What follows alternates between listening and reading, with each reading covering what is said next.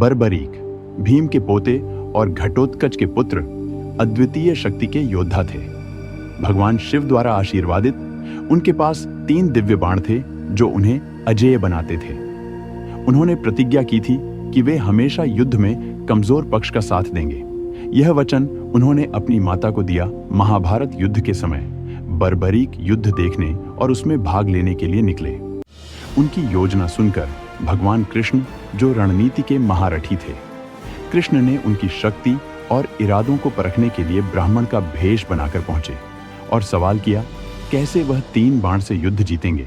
इस पर बर्बरीक ने उत्तर दिया कि केवल एक ही बाण युद्ध में उनके सभी विरोधियों का विनाश करने के लिए पर्याप्त है और वह बाण अपना कार्य पूरा करने के बाद उनके तरकश में वापस लौट आएगा। ब्राह्मण चुनौती देकर एक पीपल के पेड़ की ओर इशारा करते हैं जो चमकदार हरे और स्वस्थ पत्तों से भरा हुआ था।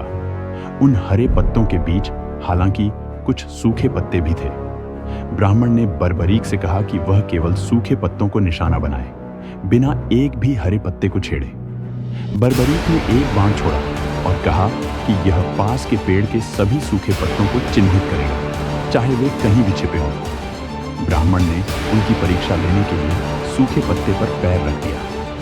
सभी पत्तों को चिन्हित करने के बाद बाण कृष्ण भगवान के पैर के पास आकर रुक गया। बर्बरीक ने पूछा, हे ब्राह्मण, आप कौन हैं? क्योंकि एक पत्ता आपके पैर के नीचे है, लेकिन आपको भेद नहीं कर पा रहा है। तब ब्राह्मण ने अपना पैर हटा लिया और भगवान कृष्ण अपने असली रूप में आ गए। भगवान कृष्ण ने समझ लिया कि बर्बरीक की शक्ति और उनकी प्रतिज्ञा युद्ध का संतुलन बिगाड़ देगी। भगवान कृष्ण बोले, हे वीर बर्बरीक, तुम युद्ध में किसी का भी पक्ष लोगे तो दूसरा पक्ष कमजोर हो जाएगा, जो तुम्हारे माता को दिए हुए वचन के विरुद्ध होगा। इस प्रकार तुम किसी का भी पक्ष नहीं ले पाओगे। बर्बरीक ने भगवान कृष्ण के आगे झुककर इसका उपाय पूछा।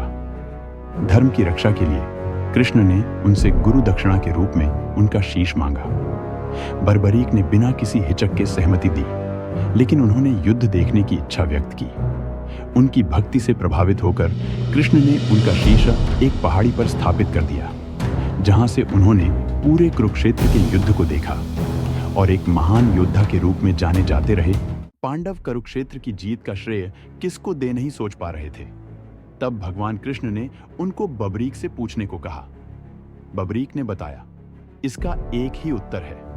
भगवान कृष्ण, उनकी ही रणनीति और सहयोग के कारण ही यह जीत हो पाई है।